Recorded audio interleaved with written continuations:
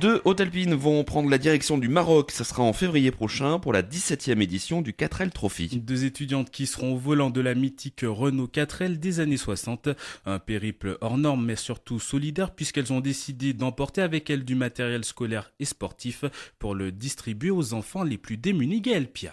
C'est un raid qui fait partie du patrimoine mondial avec plus de 2800 étudiants de 18 à 28 ans sur un périple de 6000 km à parcourir en 10 jours. Un raid automobile mais surtout humanitaire.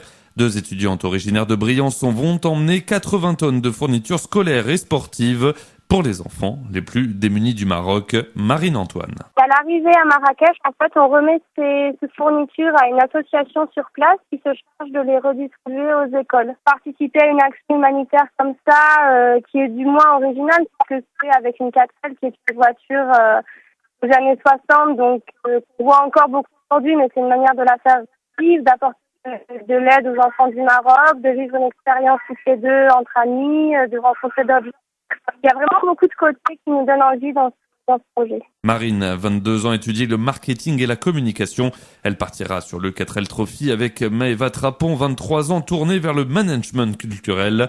Deux univers pas si éloignés de cette action humanitaire au Maroc.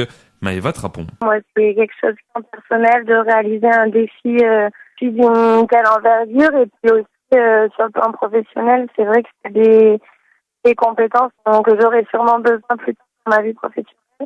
Donc voilà, c'est un ajout d'expérience. Les deux jeunes filles doivent encore peaufiner leur action sur place mais aussi trouver des sponsors.